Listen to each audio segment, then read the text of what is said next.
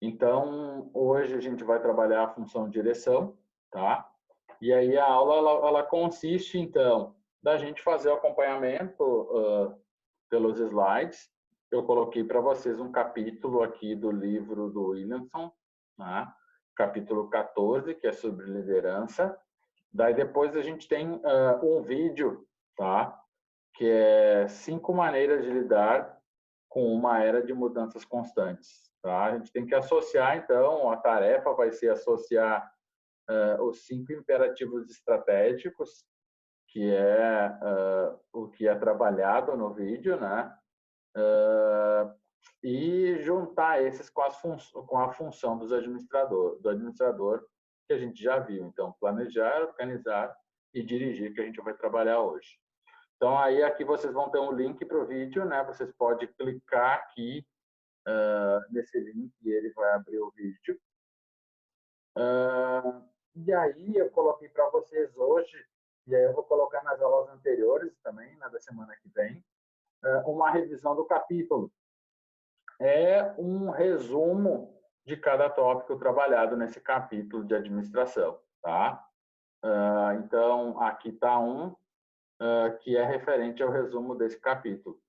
Então, ele vai ter, eu vou botar para planejamento e organização, também a revisão do capítulo, que facilita depois para estudar para o quiz ou para preparar quem gostou de fazer o mapa mental, né?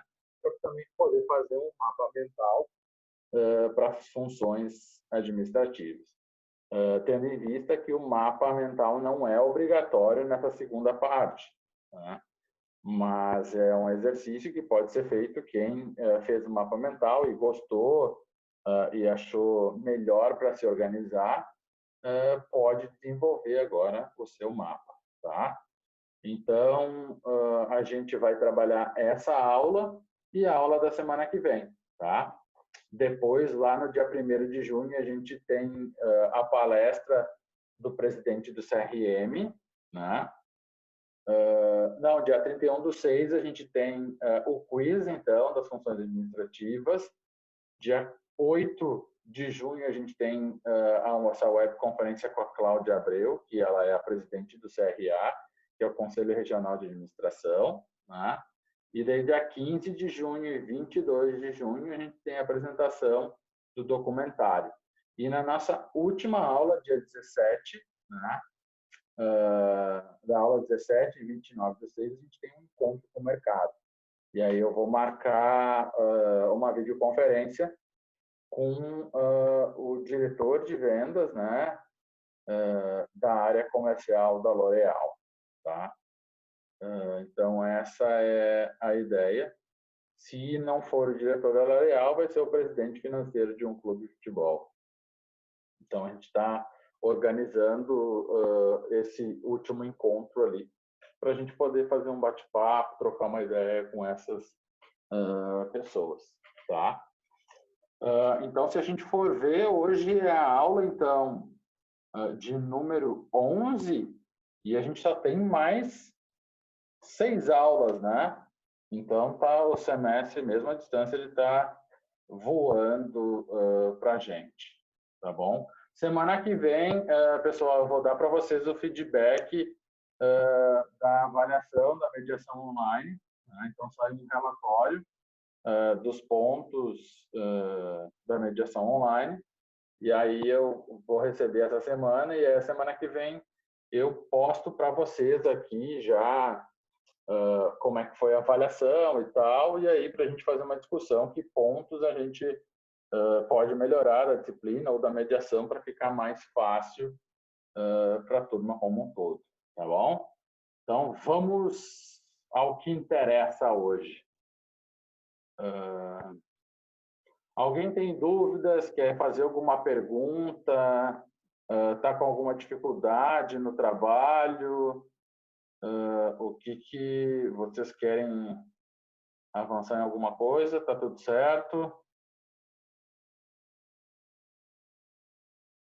Tudo certo aí? Se não quiser falar, pode digitar no chat aí que eu abordo e não dou o nome, não identifico. Tudo certo? Então tá, gente. Esse é o objetivo, tá? Então vamos lá. O objetivo dessa nossa aula é a gente falar dos pilares da administração, né? E a gente vai seguir, então, falando com direção, que é o tópico de hoje, tá? Então, quando a gente fala de direção, a gente está falando do norte da organização. Então, quem leva o time adiante, tá? Então, a gente já viu planejar, organizar. Hoje a gente vai entrar em dirigir e semana que vem a gente fecha falando em controlar, das 4 funções básicas do administrador, né? Claro que tendo em vista, dentro de cada uma das funções tem as suas complexidades que a gente deve entender e desenvolver capacidades. Durante todo o curso de administração, vocês vão desenvolver capacidades para conseguir trabalhar essas 4 funções básicas do administrador, tá? Então, como a gente já vem falando, administração, né? A palavra direção, então, se a gente for pesquisar ela para poder entender, ela é o ato ou efeito de dirigir ou de se dirigir, né? Então, levar as coisas para um determinado lugar. Ela pode ser conhecida também como uma maneira de dirigir ou de governar, que é igual a autoridade ou um regime, né? E é o lugar onde os diretores se reúnem para deliberar. Então, na empresa também existe um departamento conhecido como direção, que é onde as pessoas, né, que planejam o futuro da organização, tá? Dado isso, então, a gente tem o que é essa função administração, né? Essa função de direção, né? É uma função responsável pela coordenação das ações, então é quem capitaneia esse time, né? De uma forma que vai orientar, motivar e liderar a equipe como um todo, tá? Para a gente orientar a equipe, motivar e liderar, o primeiro ponto e o mais importante é a gente entender o comportamento organizacional, né? Então, o comportamento organizacional é o comportamento do indivíduo ou do colaborador ou do funcionário dentro da organização. E para isso a gente pode ter comportamentos diferentes do nosso dia a dia, né? Do nosso comportamento organizacional, da forma que a gente é e como a gente atua numa organização, né? Então, a gente tem que entender esse processo. Esse processo, então, do comportamento organizacional, a gente pode dividir ele em 4 dimensões, tá? E essas 4 dimensões a gente consegue entender individualmente como as pessoas agem ou como elas são dentro da organização. A primeira delas é a atitude, tá? Então, como que as pessoas agem na organização, a personalidade de cada uma, a percepção delas em relação às coisas, ao ambiente e a forma como elas aprendem, né? Então, para isso é importante a gente entender esse conhecimento que a gente pode chamar de multidisciplinar, que é o comportamento organizacional, tá? Então, a gente vai detalhadamente entender cada uma dessas dimensões para a gente ser um líder melhor e até mesmo ter uma equipe que ela tenha uma convergência com o líder, tá? Então, vamos ver as principais atitudes no trabalho, né? As mais analisadas, que têm sido mais estudadas na literatura, é o comprometimento organizacional, né? a satisfação com o trabalho e o envolvimento no trabalho, tá? Esses comportamentos eles podem ser favoráveis ou desfavoráveis dos indivíduos perante objetos, pessoas, eventos e determinadas situações. A gente viu, quando a gente falou da organização como o organismo, acho que foi isso, máquina e organismo, né? Quando a gente falou da organização como organismo, a gente viu as relações humanas, a escola das relações humanas, né? Então, principalmente quando a gente falou lá da teoria X, da teoria Y, né? Mas quando a gente falou dos fatores intrínsecos e extrínsecos, nos fatores intrínsecos e extrínsecos, a gente tinha os fatores lá que eram satisfatores, né? Então, que a pessoa ficava motivada, desmotivada, ou satisfeita e insatisfeita. Não, e satisfeita e não satisfeita, satisfeita e insatisfeita. Não. Então, isso impacta diretamente na atitude. Né?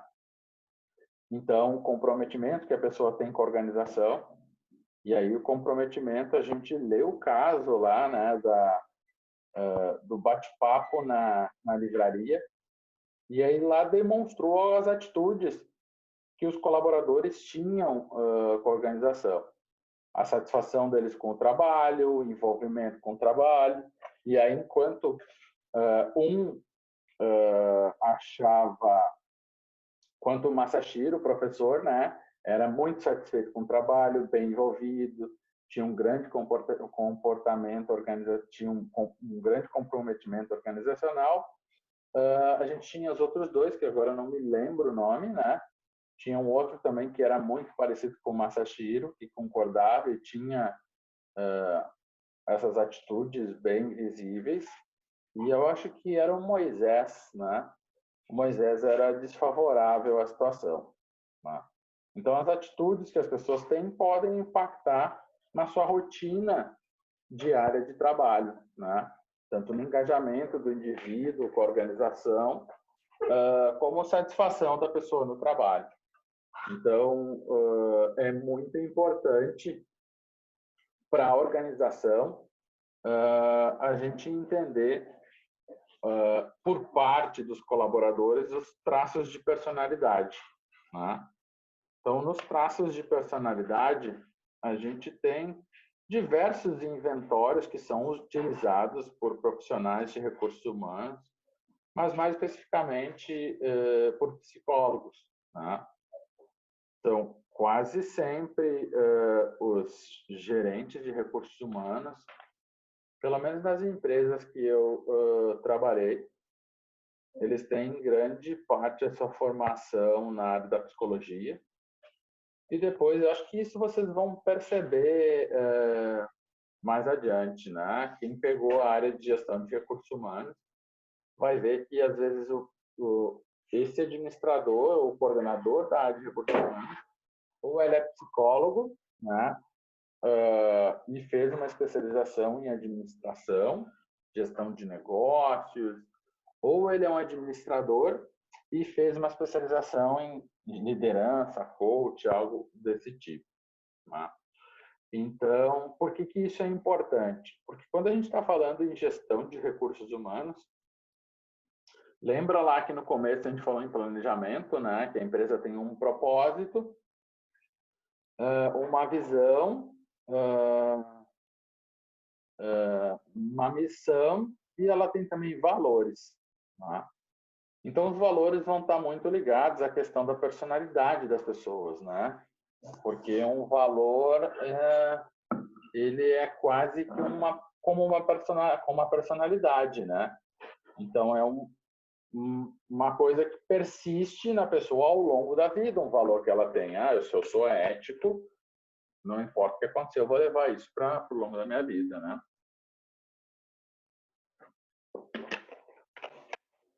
Tomando uma água. Então, a gente vai ver, vocês vão encarar isso mais adiante, né?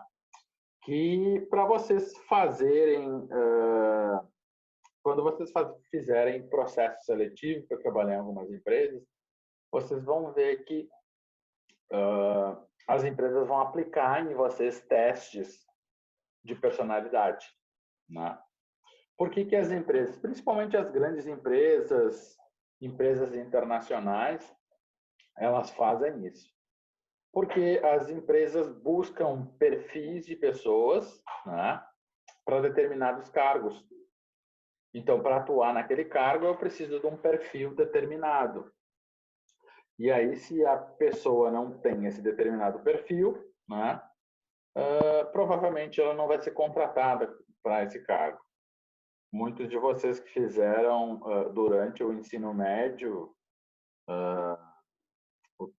agora não me lembro aqui, não sei quem é que pode dizer aí, o teste vamos dizer lá, para carreira, para qual faculdade eu vou fazer, né? Então, ele é um teste também psicológico, bem completo, para entender a personalidade de vocês, né? Vamos ver aqui, alguém me lembrou aqui. Vocacional, exatamente. Obrigado, Matheus. Então, vocacional, geralmente, ele é um teste de personalidade, né? Porque ele tenta entender como vocês são e aí enquadrar vocês em um curso que vai ter a ver com a personalidade de vocês. E aí, isso facilita no processo durante a formação profissional. Então, dentro desses fatores de personalidade que a gente pode chamar, existem 5 fatores, ou a literatura chama eles de Big Five. Tá? Para também verificar a personalidade das pessoas, existe um inventório chamado de DISC. Deixa eu ver se eu acho ele aqui. Até a gente falou quando a gente estava trabalhando na aula para mostrar para vocês. Eu vou jogar aqui para vocês. Deixa eu buscar aqui. E aí eu vou fazer esse break rapidinho e vocês preenchem para conhecer a personalidade de vocês. É legal. Aqui, ó.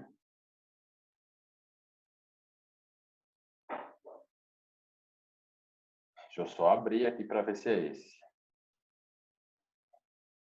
Eu vou fazer assim, ó. Eu vou mandar ele para vocês e aí vocês... Eu vou jogar no chat ele, tá? Eu vou jogar ele para vocês aqui. Vocês preencham ele.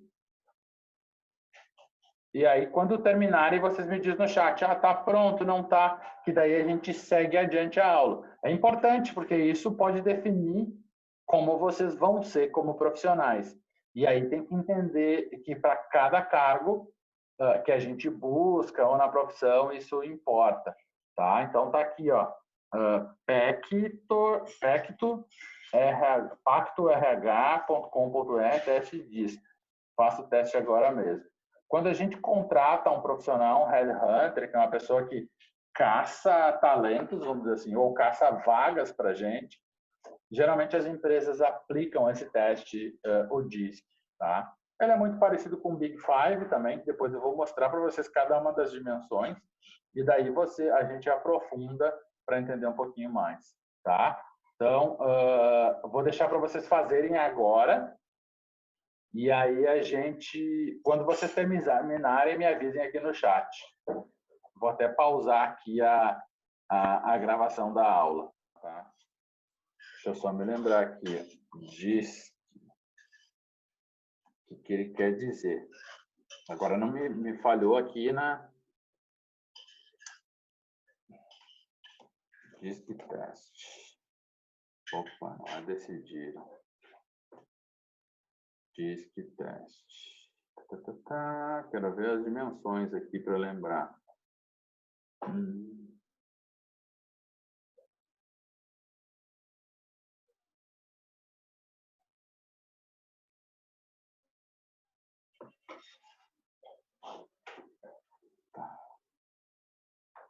Aqui, ó, dominância, influência, estabilidade e conformidade, tá?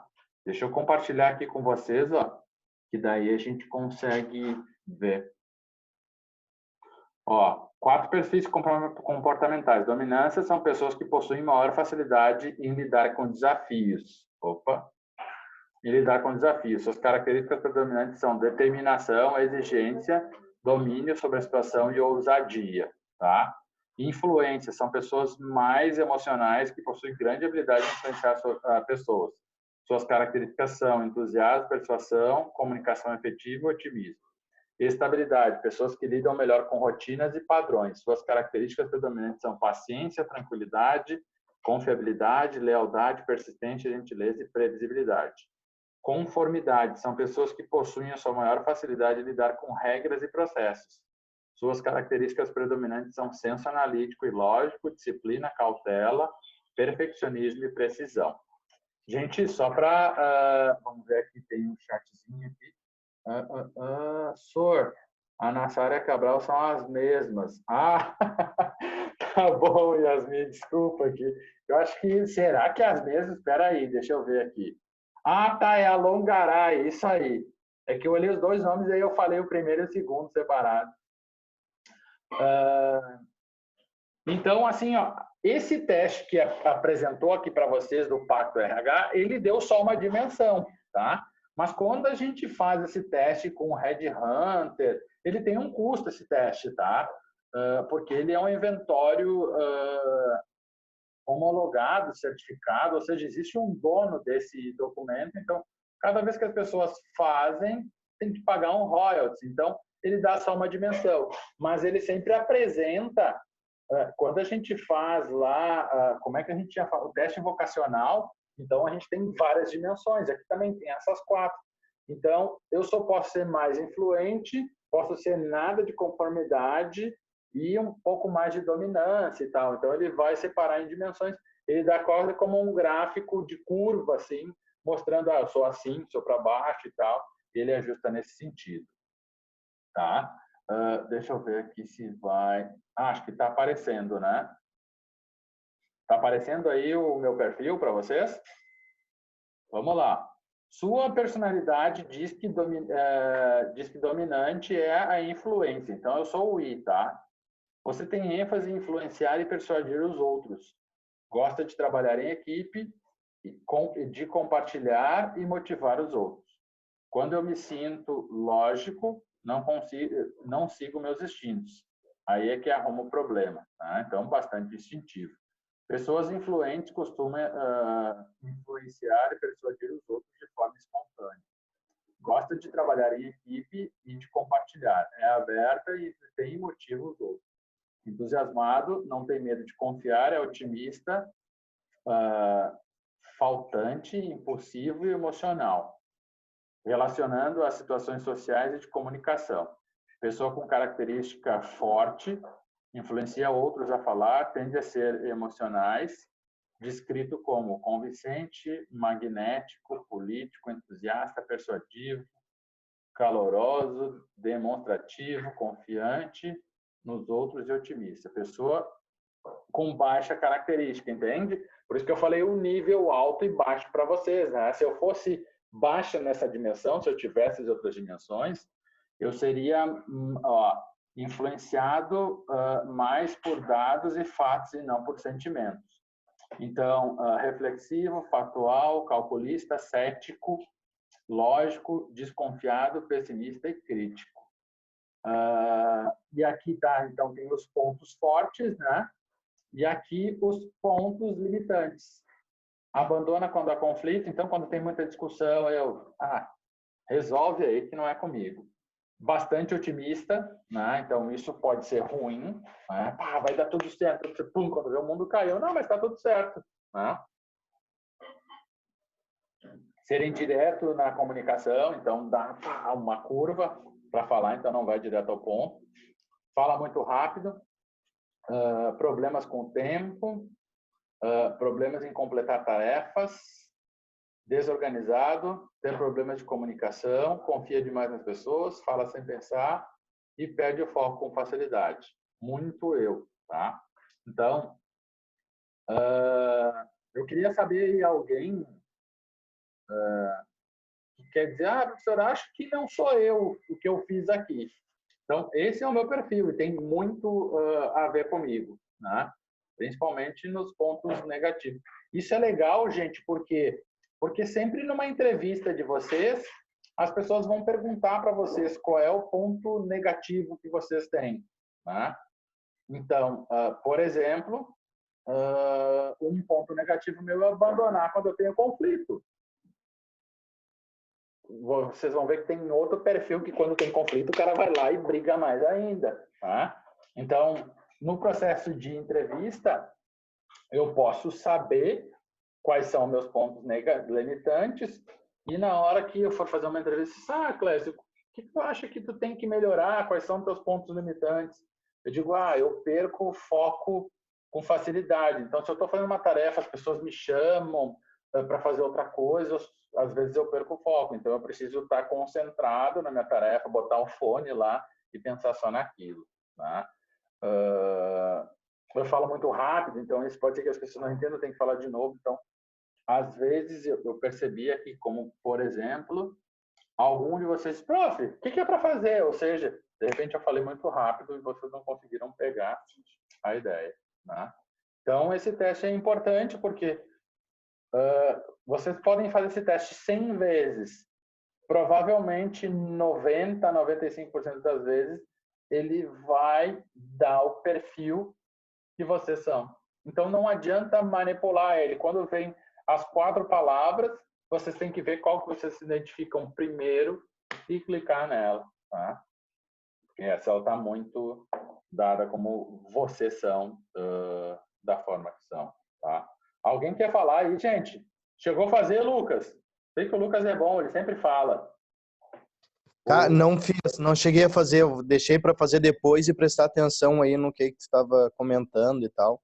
Tá, Achei que eu iria ter perfeito. um aproveitamento melhor. Tá, ótimo. Então a ideia é essa. Aí eu coloquei um outro para vocês, que é esse aqui, ó. Eu vou jogar aqui só para vocês olharem, tá? Esse aqui, gente, ele tá em inglês, tá?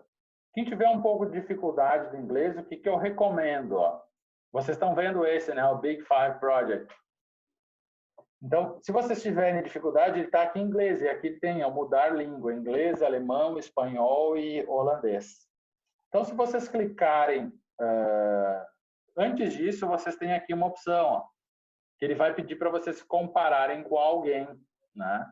Então, com o meu irmão, com o meu colega de quarto, com o meu colega de trabalho, com parentes, né? Minha irmã, meu irmão, desculpa lá, meu amigo aqui, meu irmão emprestado, né? Que a gente pode dizer que é meio irmão, né? Meia irmã, mãe, pai, filho, filha, namorado, namorada, parceiro lá, ou esposa, ou marido aqui, né? Então, vocês escolhem um aqui. Aí, professor, eu não quero fazer inglês porque às vezes pode aparecer alguma palavra aqui que eu não tenho, né, muito bem no inglês. Então, vocês vão ali, cliquem, por exemplo, no alemão, e aí vai aparecer, principalmente no Chrome, tá? Vai aparecer uma opção, tu quer em alemão ou tu quer em português. Daí eu vou selecionar o português. Não apareceu para vocês aqui, tá? Que é um pop-up. E aí trouxe para português, ó. E ele tem as instruções. Então, vocês vão fazer a resposta de vocês e a resposta da pessoa que vocês selecionaram. E aí vocês vão se comparando com essa pessoa. E aí vocês vão preencher até o final ele e vão enviar. Esse é um teste que ele foi desenvolvido pelo psicólogo da Universidade de Berkeley, nos Estados Unidos, né, na Universidade de Los Angeles. Los Angeles não, São Francisco, na Universidade da Califórnia de Berkeley, que é a UCLA. E aí vocês também podem comparar. Tem empresas que usam um teste ou usam o outro. Então, é legal isso, porque a gente vai fazer no recrutamento. E quando a gente for solicitar uma vaga para uma empresa, vamos dizer que seja uma grande empresa, eu vou dizer, eu preciso de um cara mais analista, que foca na tarefa, sei lá, um contador. Provavelmente, se a gente for falar do DISC, né? Aqui, a gente tá... Opa, aqui, ó. Se a gente está falando do DISC, eu preciso, de repente, um cara muito mais com um perfil de conformidade. Que ele tem que ser regras, processo, então tem que ser tudo certinho ali para ele ir adiante, tá? Então, eu queria mostrar isso para vocês, como é que a gente usa a personalidade nas organizações. Então, através de testes, porque a personalidade nada mais é do que uma tendência da pessoa se comportar ao longo da vida. Eu posso mudar minha personalidade? Pode ser. Tem um filme, não me lembro o nome, depois eu vou recomendar para vocês, que a pessoa tem dupla personalidade, né? A gente já viu isso, o cara é uma coisa e depois é outra coisa, né? É uma doença, eu acho isso. E a gente viu também, tem esse filme, a pessoa tem 14 personalidades. Então, cada momento a pessoa é uma personalidade diferente, assim. Tá? Mas isso Tem duas faces de um crime também. Duas faces de um crime? Esse outro não me lembro. Se eu lembrar, depois eu jogo para vocês ali, mas a pessoa tem 14 personalidades. Aí ele sequestra crianças e cada hora ele é uma personalidade diferente. É muito louco. Até a pessoa só vai entender que ele tem 14 personalidades depois no final do filme. Né? Então, a personalidade é importante. E aí eu falei para vocês, o DISC, ele é um inventório muito mais privado, assim, vou dizer, de empresas, tá? E aí o Big Five, ele já é trabalhado na literatura muito mais sólido em termos científico, né? Ele não é uma ferramenta privada, tá? Então o Big Five, ele explora 5 grandes dimensões, né? Que é chamado, a primeira dela, de openness to experience, ou abertura à experiência, né?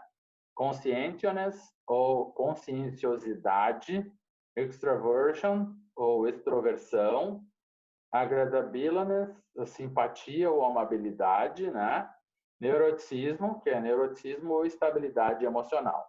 Então, eu vou mostrar para vocês cada uma dessas personalidades.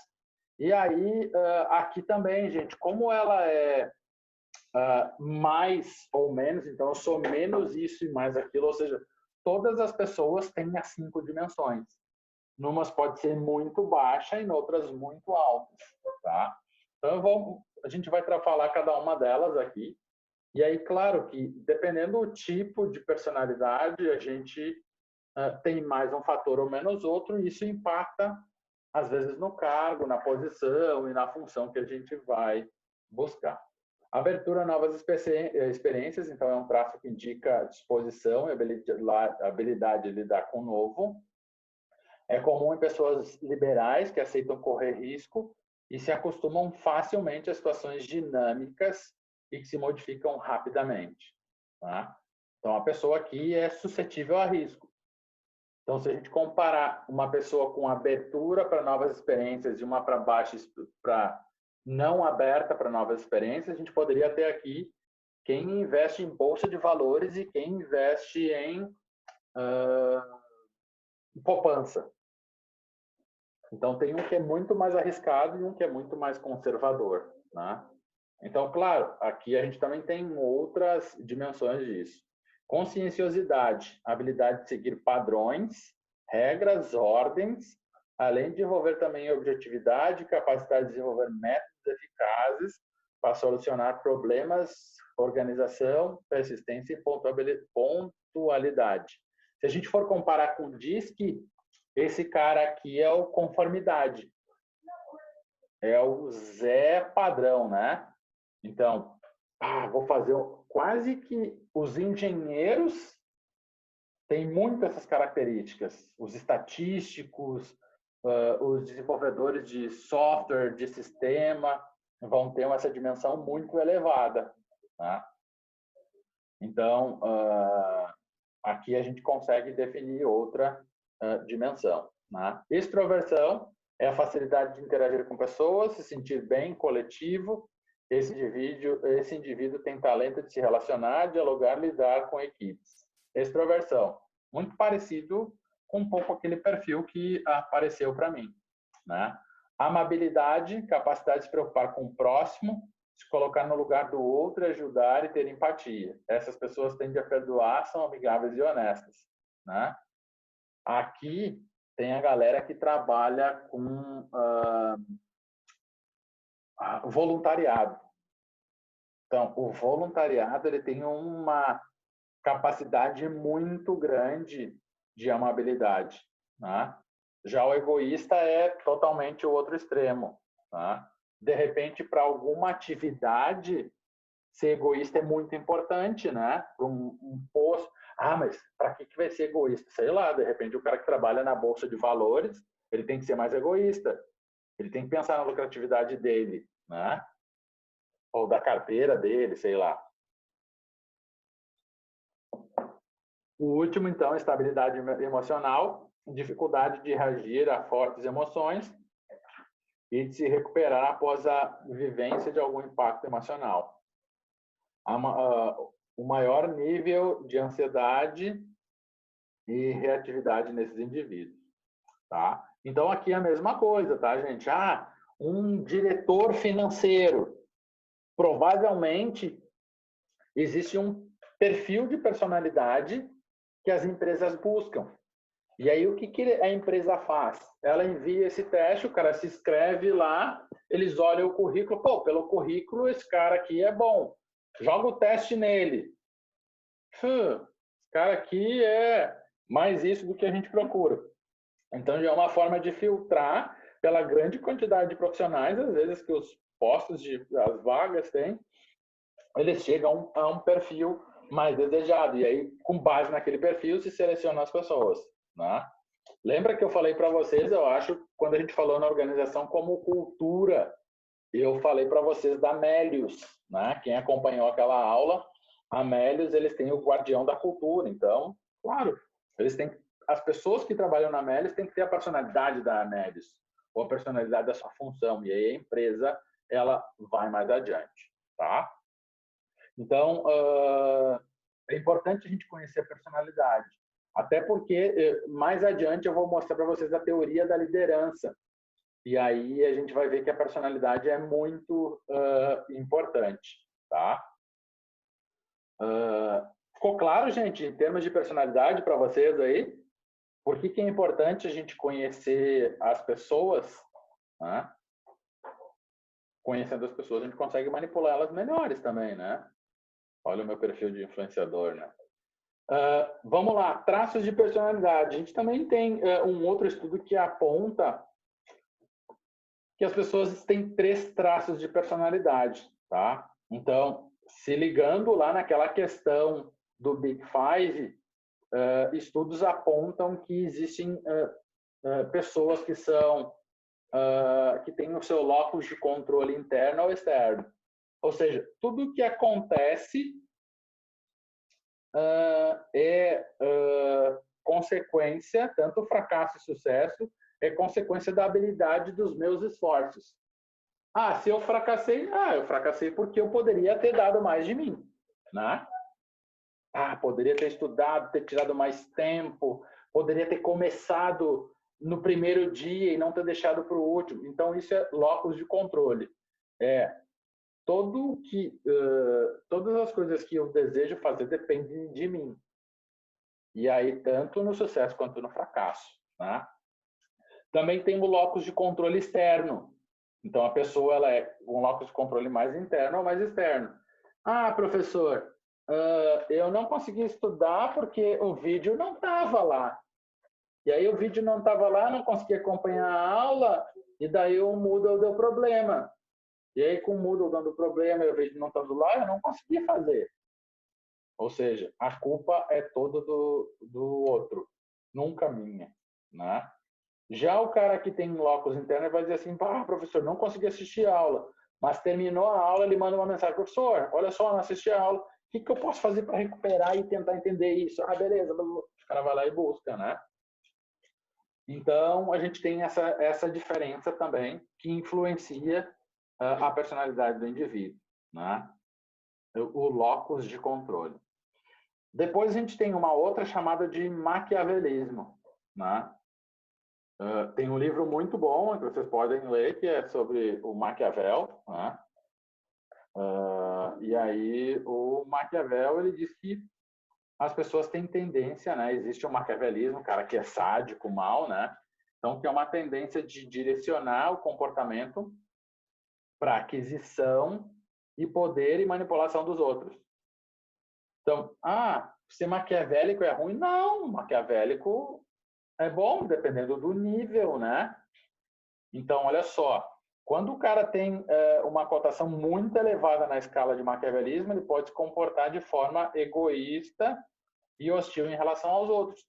Mas ser maquiavélico é assim, como é que eu posso convencer o Lucas a trabalhar para mim de graça?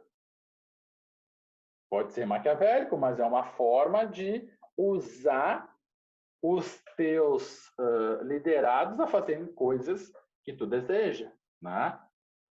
Claro que um nível muito alto de maquiavelismo, eu vou fazer o Lucas fazer isso, e depois que ele fizer e o Lucas tiver sucesso, eu vou dizer, só teve sucesso porque, né? Ou nem digo que foi o Lucas, disse, gostaram, parabéns, obrigado, né? Então, referem a mim mesmo.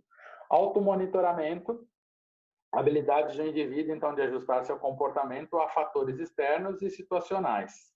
Então, o indivíduo com alto monitoramento são sensíveis à formação externa e interpessoal, a passo que o indivíduo com baixo monitoramento são sensíveis a emoções. Então, quem tem alto monitoramento busca bastante informações, vê como é que está o mercado, está ligado. Tipo na pandemia, na minha região, sei lá, vou lá pesquisar, no bairro onde eu moro não tem ninguém com coronavírus. Então tá tranquilo para eu tô aqui tranquilo. O outro já se prende de casa, eu vou morrer, começa a chorar. Então a gente tem essa relação também dos traços de personalidade, tá? Então a gente falou, né, já de atitude, personalidade, agora indo para a percepção. Então a percepção é como os indivíduos percebem as coisas do meio, né? Como é que eles interpretam as informações para dar sentido onde as coisas estão inseridas. Então, quando a gente tira uma informação de contexto, ela traz outro sentido, né? Então, a gente tem um processo de estímulo, né? Então, eu recebo uma informação, observo, então faço um processamento lá, uma triagem, né? Se isso é relevante, não é relevante, interpreto e isso gera um comportamento, né? Então, quando a aula não me interessa muito, eu observo, minha triagem é muito seletiva, eu interpreto pouca coisa e isso pode ser que não gere nenhum comportamento. Então, por isso que quando a gente fala na aprendizagem, né, a aula só exposta, sem exercício, atividade, ela faz com que a gente não consiga gerar um comportamento muito adequado. Então, por isso que exercício, atividade, fixação faz com que o aluno busque mais o processo de aprendizagem, né? Então, na percepção, a gente tem o que a gente chama de percepção seletiva, né? Que é a tendência que as pessoas têm de interpretar seletivamente o que vem com base nos próprios interesses, experiências e atitudes. Como assim, professor? Deixa eu tentar entender isso melhor. Vamos dizer o seguinte: comprei um carro vermelho. Se eu olhar na rua, eu só vou ver carro vermelho. Minha mãe está grávida, a minha irmã está grávida, sei lá, minha namorada está grávida. Eu vou começar a ver todo mundo grávido, tá? Ou seja, a minha percepção ela começa a ficar seletivo para aquilo que eu estou procurando a todo tempo. Então, o meu olhar vai se direcionar para aquelas coisas. Vou começar a comprar, sei lá, comprei uma camisa do Interpol, começo a olhar todo mundo com a mesma camisa. Tá? Então, isso é o que a gente chama de percepção seletiva. A gente vai nos interessar em somente aquilo, a gente vai perceber somente aquilo que nos interessa. Projeção, tá? Tendência para a gente reconhecer nas outras pessoas os sentimentos ou as características. O fulano é muito chorão e tal. E às vezes, o fulano fala alto demais. Às vezes a gente está tentando projetar os nossos sentimentos naquela pessoa. Então, por isso que o Big Five, ele pede para a gente fazer análise de nós mesmos e de outro. porque ele também quer analisar a nossa projeção perante o outro, né? Efeito halo, tá? Que aqui a gente pode chamar isso de pré-julgamento, né? A gente forma uma impressão geral de alguém com base numa única característica. Então, sei lá, ele é gordo ou obeso, vamos dizer assim, né? Ele é obeso. Ah, esse cara é preguiçoso. Mas por que não? Porque ele é gordinho. Né? Então, a gente julga sem saber. De repente, tem um problema de hipotireoidismo ou hipertireoidismo, né? Que é tendência de engordar e assim por diante. E aí, a gente está julgando a pessoa pela uma coisa, né? Ou pelo que ele fala. E depois tem estereótipo, tendência de julgar os outros, né, com base no grupo que eles pertencem. Ah, o cara anda com surfista. Ah, não, se ele anda com surfista é maconheiro, né? Então a gente julga pela percepção do grupo onde ele está inserido, né? Então essas são alguns fatores de percepção que a gente deve entender, né, em relação aos indivíduos e organização. E a aprendizagem, né, que a gente falou lá da organização como cérebro, né, que na organização como cérebro a gente tem que entender como é que funciona o processo de aprendizagem, né? Então é o processo pelo qual competências, habilidades, conhecimentos, comportamentos, valores são adquiridos e modificados com resultados de estudos, experiência, formação, raciocínio. Então, por exemplo, a gente tem organizações que são voltadas ao aprendizado, né? Então, organizações voltadas ao aprendizado são organizações que observam o meio onde acontece e aí elas pegam essa observação e transformam em algo novo. Então, empresas mais inovadoras, elas são orientadas ao aprendizado, tá? Então, esses 4 fatores, eles são de suma importância para a gente entender o comportamento de uma organização, né? Claro, o comportamento da organização, a gente está falando aqui tanto entender o líder quanto entender o liderado, né? Então, isso é bastante importante no processo. Então, a gente já viu que é importante, então, entender a organização. E aí, vamos falar dos estilos de liderança. Existem diversos estudos que falam de diversos tipos de liderança, o líder carismático, o líder não sei o quê, blá, blá, blá. Mas, se a gente for definir, existem 3 tipos mais trabalhados em toda a literatura, tá? Que é o líder autocrático, o democrático e o laissez-faire, ou liberal, tá? No autocrático, o cara é o centro do universo, né? Ele que decide, ele que impõe e ele não pede a opinião de ninguém. Ele vai lá e diz, ó, pão, vai ser assim, né?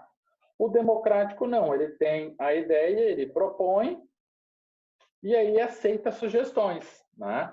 Na democracia. Já o liberal faz o seguinte, ó, o que vocês acham aí? E com base nisso, ele vai tomando as decisões e vai formando a opinião, tá? Então, uma pesquisa realizada lá pelo Lewis e os colegas lá na Universidade de Iowa, nos Estados Unidos, foi um dos primeiros a tentar identificar os estilos de liderança de um administrador. E aí ele conseguiu enquadrar nesses 3 perfis de líderes. E eu vou mostrar para vocês aqui alguns dados do estudo dele, né? Então, se a gente for olhar, ele propôs um contínuo, né? Que na extrema esquerda lá, não de esquerdista, tá? Na esquerda aqui no gráfico. Na esquerda, então, a gente tem liderança centrada no chefe e lá na direita a gente tem a liderança centrada no subordinado. Então, bem na esquerda a gente tem o líder autocrático, né? O uso de autoridade pelo administrador, então o cara determina como vai ser. E aí, nessa escala embaixo, a gente tem mostrando como cada um trabalha. Então, como exemplo, a liderança centrada no chefe, ou o líder autocrático, né? O gerente toma a decisão e anuncia. Então, ó, pessoal, nós vamos fazer assim, né? Depois, o líder autocrático não tão, né? radical, ele vai lá e vende ele vende a decisão. Diz, pessoal, ó, a gente vai fazer isso, porque é bom isso, desse formato, assim, desse formato, blá, blá, blá. E a galera acaba aceitando. Né? Depois, mais para a direita, assim, vindo mais para o meio, a gente tem o líder um pouco mais democrático, né?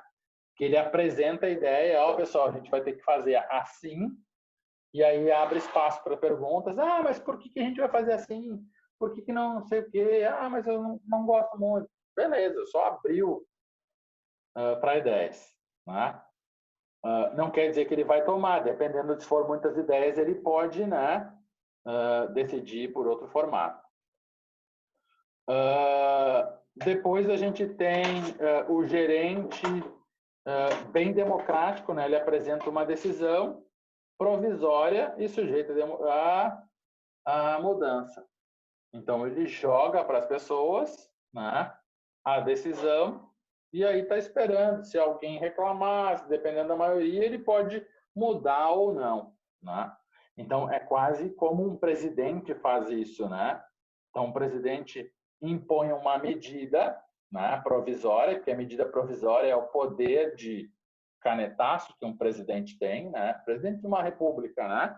Então, é o poder de um canetaço. Então, por isso que ela é provisória, medida provisória. Não é uma lei que impõe. Então, nessa medida provisória, se ele vê se os populares, não, tá ruim e assim por diante, o que ele faz? Ele vai lá e cancela a medida provisória.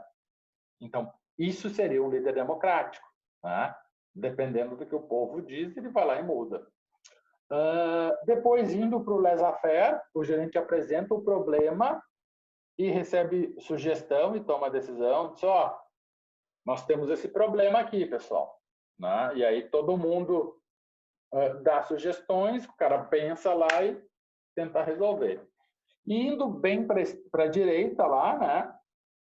A gente tem o gerente lá, laissez-faire, ou líder laissez-faire, que ele define um limite e pede para o grupo que toma a decisão. Pessoal, vocês têm tanto de dinheiro, a gente precisa desse resultado, como vocês vão chegar lá é com vocês. Se as pessoas vão chegar eficientemente ou eficazmente, vai depender do time. Né? Mas o laissez-faire ele é muito mais liberal, ele dá liberdade para os subordinados. Né? E, por último, a gente tem o extremamente liberal lá. Né? Por acaso ficou direita e esquerda aqui, mas não quer dizer isso. Tá? O gerente dá liberdade aos subordinados para atuar dentro de alguns limites. Né? Então, esse foi o gráfico, né, que o Lewis e os colegas desenvolveram quando eles caracterizaram esses 3 tipos de liderança. Tá? Mas professor, tem o líder carismático? Tem o líder seguidor? Tem, pode ter vários outros. Então, acaba tendo subdivisões de autocrático, de democrático, de laissez-faire, mas a forma mais prática da gente entender é esses 3 tipos de líder. Tá? Então, como os líderes são. E aí a gente tem um estudo que avança um pouquinho mais, que é o estudo, não que ele seja antes ou depois, tá? Mas que ele avança, digo, em termos de conhecimento, tá? Que é o grid gerencial de Black e Monton, tá? O Black e Monton ele diz que é o seguinte, ao contrário do estudo de Lewis, o Black Monton diz o seguinte, existe 81 tipos de gerência. Mas é muita coisa, né? 81 tipos de gerência. E aí ele divide o tipo de gerência em 2 eixos, né? No eixo Y, né? Quem é bom de matemática e sabe qual que é o eixo Y. No eixo Y ele fala de preocupação com as pessoas. Então, é o líder que é preocupado com as pessoas. E no eixo X é preocupação com a produção ou preocupação com a tarefa, né? Com uma tarefa aquela rotineira do dia a dia. E ele diz o seguinte, O cara que tem baixa preocupação com as pessoas e baixa preocupação com a produção, ele tem uma gerência empobrecida, né? Então, nessa gerência empobrecida, o líder não se preocupa nem com subordinados, nem com as atividades envolvidas, ou seja, o líder é pouco focado em tarefas e pessoas, né? Então, ele é um líder muito fraco. A gente pode dizer que ele é um cara colocado lá no cargo de liderança, tá? E aí a gente tem que cuidar, dando o exemplo aqui para vocês que vão se tornar administradores, né? E a gente vê um exemplo que é muito normal isso. Para quem lembra, lá na primeira aula a gente falou, nem todos estavam na primeira aula, mas a minha formação profissional ela vem muito do varejo, né?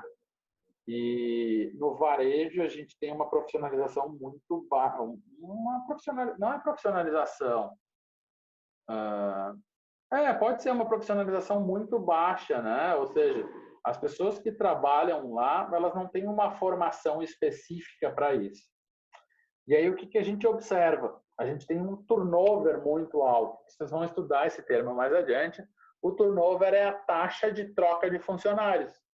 Então, o cara começa a trabalhar, pede demissão ou é demitido num prazo de 1 ano. Então, o turnover a gente analisa numa janela de 1 ano, quantas vezes eu troquei a minha equipe durante 1 ano. Tá? E aí, se a gente tem um turnover de 1, quer dizer que durante 1 ano eu troquei toda a minha equipe. Né? E é um número bem crítico no varejo, é o turnover, né? A taxa de troca de equipe. Seja porque a pessoa pediu demissão ou seja porque ela foi demitida. Né? Então, o que acontece muito no varejo, para vocês entenderem um pouco da liderança empobrecida? Eu tenho um vendedor que é muito bom, ou seja, ele é uma pessoa que faz a tarefa dele muito bem. Só que quando ele passa a liderar ou a se tornar um gerente de uma loja, às vezes ele não sabe fazer a tarefa do gerente, então ele é muito fraco na tarefa, e também não quer dizer que ele seja um bom vendedor, que ele vai ser um bom gerente. E ele é muito fraco em gestão com as pessoas. Isso faz com que ele também permaneça pouco tempo na gerência, porque ele vai ter uma gerência empobrecida. Né? Então, esse é um exemplo. Depois a gente tem a gerência de tarefa, né? Onde o cara é muito focado em tarefa e pouco nas pessoas. Então, se a gente tivesse um gerente de tecnologia, seria bom, porque o cara vai cuidar muito bem dos computadores, vai fazer os computadores funcionar, do estoque, da produção, coisas desse tipo, né? Mas se ele tiver que trabalhar com pessoas, as pessoas vão ser desvalorizadas, não vão ser reconhecidas. A gente tem o 5.5, que é a gerência de meio termo, né? Que a pessoa foca de maneira equilibrada tanto na tarefa como nas pessoas. Ele está ali no meio do caminho, né? Pode-se dizer que ele foi uma boa escolha, né? Mas ele não é o melhor líder, né? Que a gente pode ter. A gerência de clube de campo, né? Ou as pessoas chamam aqui de country club, né? Ou de colônia de férias, a gente pode dizer. Nessa, o líder se preocupa em criar um ambiente de trabalho parecido com o clube, onde todo mundo é feliz, ele resolve o problema de todo mundo, né? Eu tenho que ir buscar meu filho. Não, pode ir, vai tranquilo.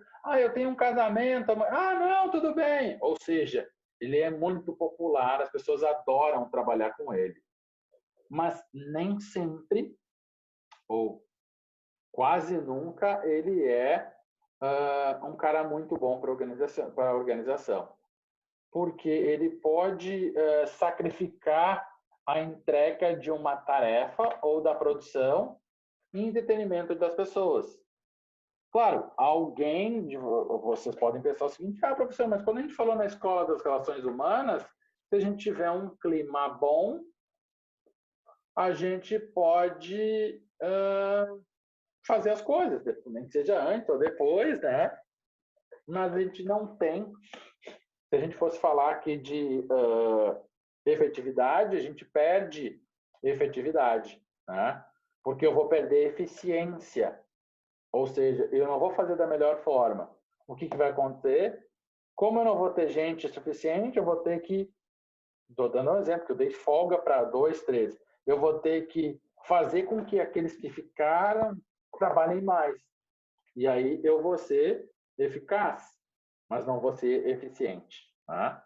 E aí, por último, eu tenho o gerência de equipe, que é a liderança mais eficaz para a empresa, né?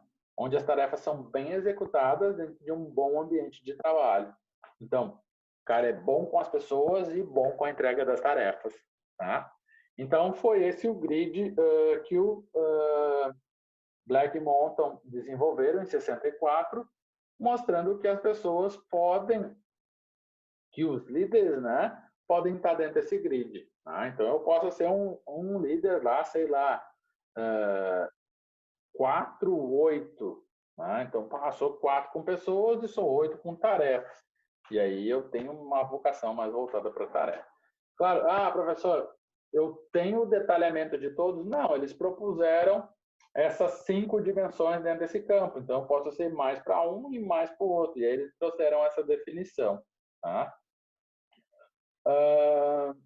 Então, indo adiante, a gente tem uma teoria da contingência. Né? Ela foi proposta pelo Fielder, né? E o Fielder ele diz que o seguinte, ó, nessa teoria da liderança que ele propõe, tá? Ele diz que os líderes precisam estar inseridos numa situação que é mais favorável para ele. E aí o Fielder, quando ele propõe a literatura, ele diz o seguinte, cara, o líder ele tem um perfil, uma personalidade, e a personalidade dele de liderança não muda. Porque ele tem um estilo de liderança, ou seja, vou dar um exemplo aqui, ele é autocrático, democrático ou liberal. E ele é assim. E se ele for liberal, se ele for autocrático, né? Vou para o outro extremo. Se ele for autocrático e o time for liberal, ele não vai conseguir liderar esse time. Né? Então, a teoria do Fielder diz o seguinte, que eu preciso de uma condição favorável, né, para o líder, para ele ter um desempenho melhor. Então, a teoria do Fielder explica o seguinte, cara, o líder só tem sucesso se o time tiver o mesmo perfil dele. Né?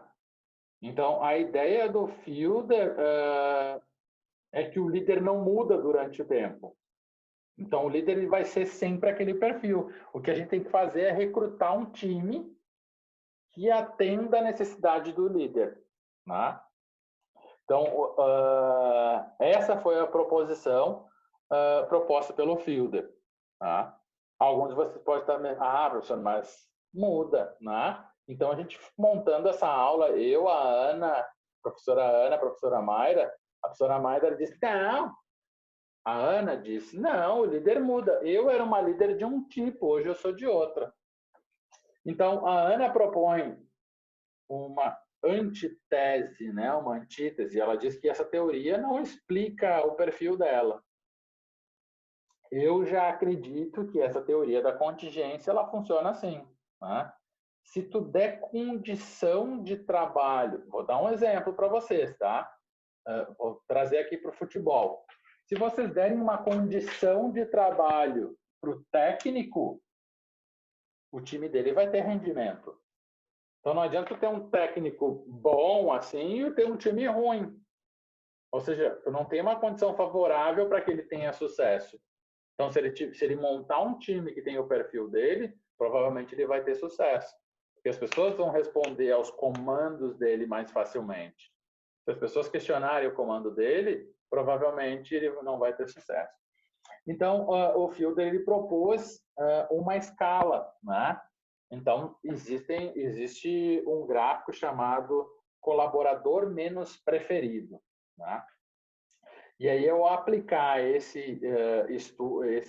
escala, né, esse inventório, tipo de personalidade lá, a gente consegue encontrar o perfil do líder. Né? Então, lembra aqui, ó, ele tem essa faixa, e aí a gente tem focado para tarefa e focado para o relacionamento. Tá?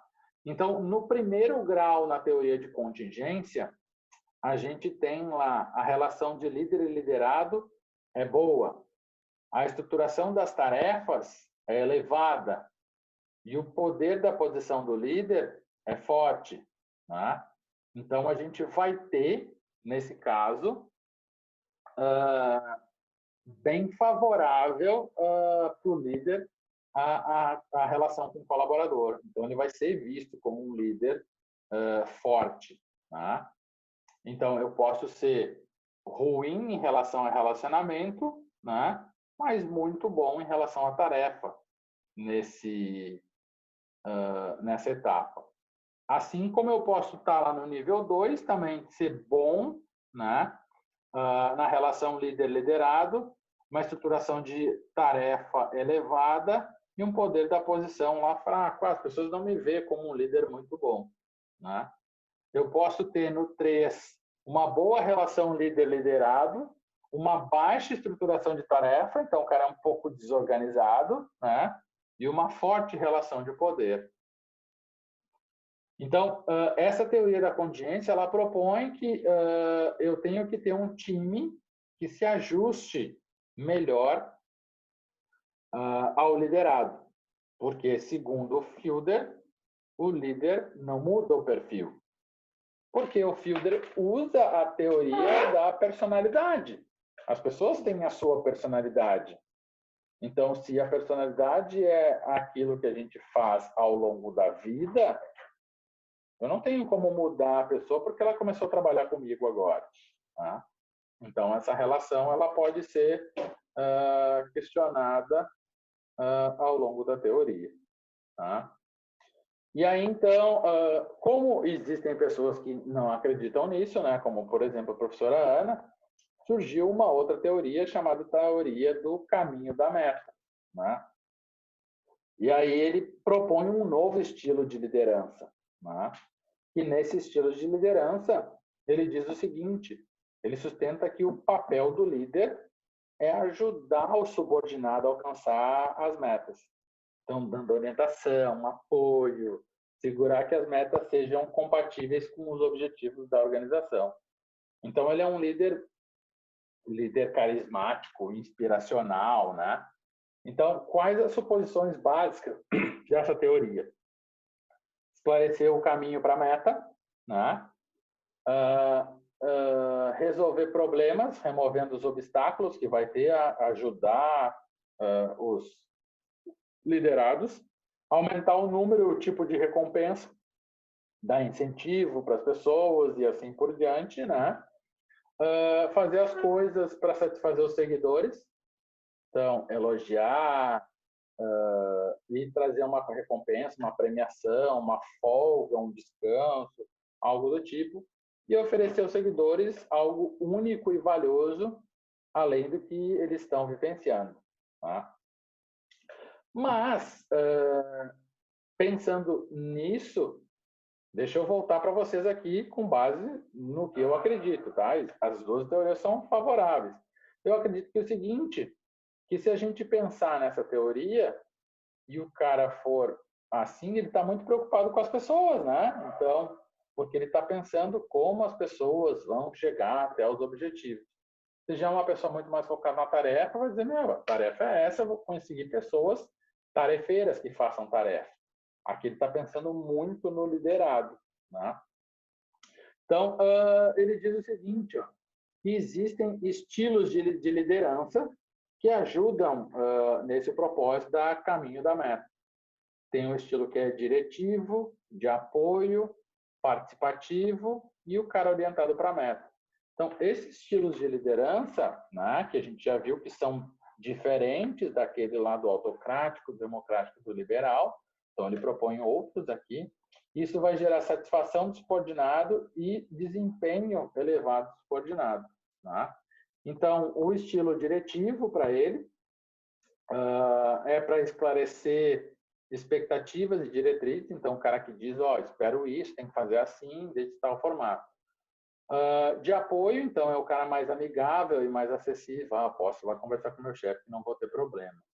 O participativo permite insumos nas decisões, então, ele permite que as pessoas dêem opinião para chegar no melhor caminho, e orientado para a meta, né, que ele vai trabalhar com objetivos mais desafiadores.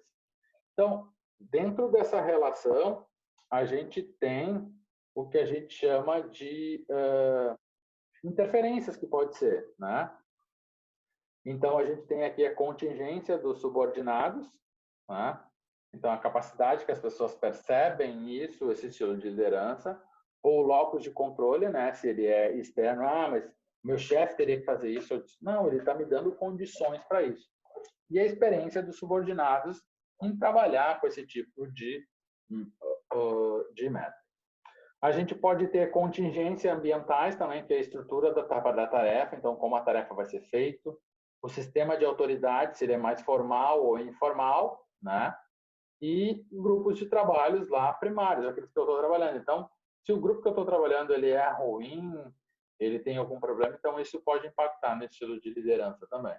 Então, essas caixas em amarelo, elas podem interferir nessa relação, né? Então, a experiência do líder pode interferir no impacto lá dos resultados, tá? Para vocês refletirem, aqui eu trouxe uma frase do Abraham Lincoln, né? Que a maior habilidade de um líder é desenvolver habilidades extraordinárias em pessoas comuns, né? Então, o Abraham Lincoln era um líder bastante inspiracional, ele tentava inspirar as pessoas para causas que ele acreditava ou tentava influenciar pessoas de maneira positiva, tá? A gente está entrando no intervalo aqui, já passamos uns minutos, mas vamos fazer 15 para as 10, a gente volta às 10, e aí vamos trabalhar. Então, depois disso, o que eu quero passar para vocês, tá? Eu quero que vocês assistam esse vídeo aqui, as 5 maneiras de liderar em uma era de mudança constante. E aí vocês vão anotar durante o vídeo e entender os 5 imperativos estratégicos, tá? Que ele propõe, né? Porque ele diz as 5 maneiras de lidar numa era constante de mudança. E aí eu quero que vocês linkem esses 5 imperativos, vocês vão listar os 5 e vão linkar eles a planejamento, organização e direção. Após isso, né, vocês vão trazer exemplos disso. O que a gente vai fazer? Então, esse vídeo ele tem 15 minutos. Então, a gente volta às 10. Das 10 às 10h15, vocês assistem o vídeo. Né? Das 10h15 às 10h45, vocês discutam sobre isso e defendam os pontos de vista e exemplifiquem, né, com essas tarefas. E aí a gente vai das 10h45 às 11h15, ali, por aí, 11 horas, discutir essas tarefas. O que eu vou fazer aqui? Como a gente tem em 12, vamos ver aqui, ó. Breakout room. Vamos dividir em... Eu vou dividir vocês em 3 grupos. Ih, já fugiu um aqui. Vou dividir vocês em 3 grupos, tá? Vai dar 2 de 3 e 1 de 4. E aí vai ser automático aqui. Ah, você quer estar no grupo do fulano? Não. Assistam o grupo e dentro da sala a gente discute depois o vídeo, tá? Então aqui, ó, vai ter um grupo do Belan, do Pedro, do Lucas, do Zimmermann, do Vanin, do Matheus Faquin, do Bizarro e da Longaray, um do Martins, do Nock e da Cabral, tá? Da Yasmin. O que vocês vão fazer? Vão assistir o vídeo, a gente vai discutir aqui e depois vocês vão postar o ponto de vista de vocês no fórum, tá? Então vai estar lá no fórum o ponto de vista desse time. Eu vou dividir vocês aqui, a gente sai agora e volta às 10 do intervalo, para vocês tomarem um café, fazerem algo do tipo.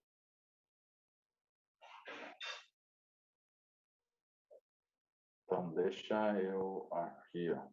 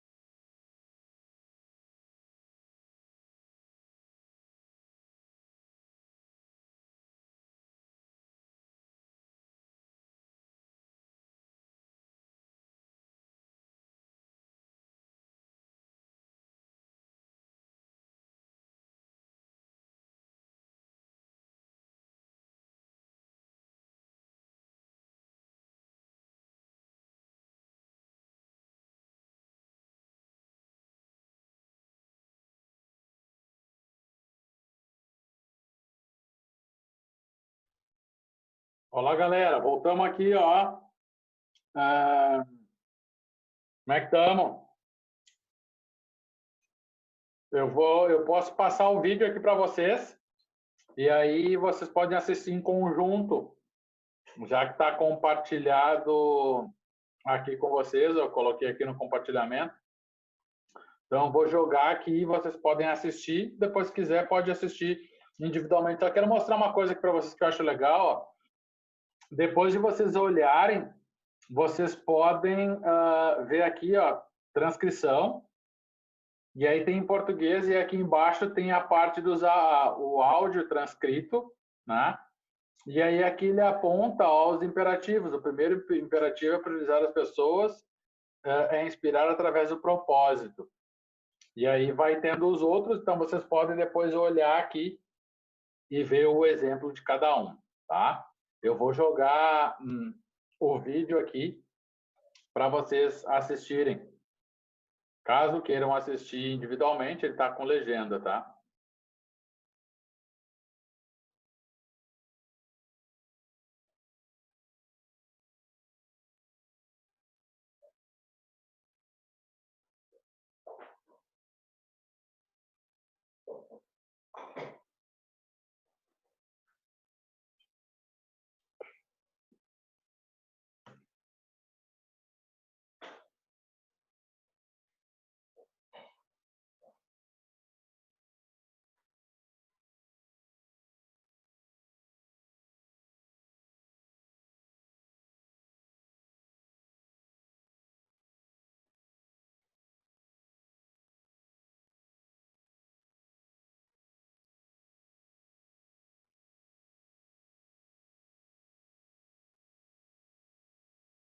Vamos, que ele está travando aqui.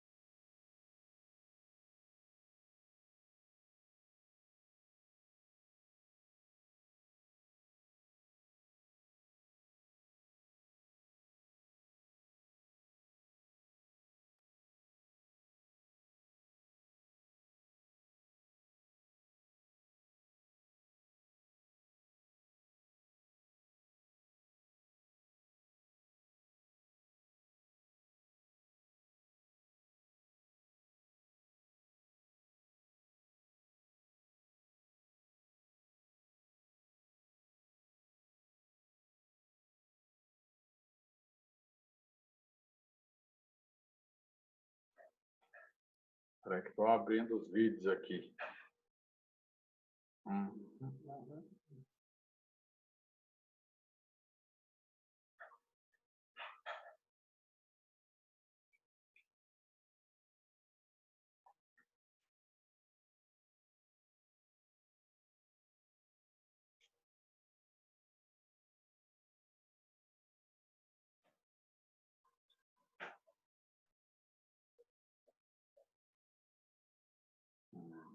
Internet que está sinistra aqui.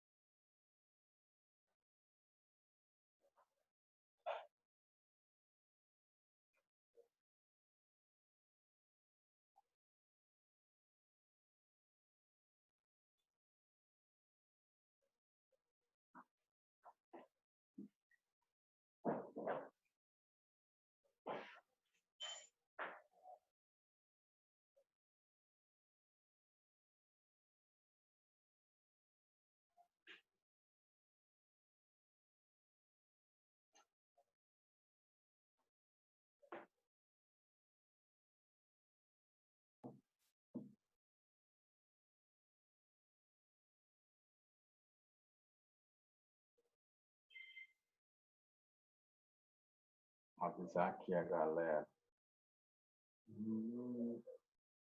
Pessoal, a internet aqui está lenta. Acessem o vídeo aí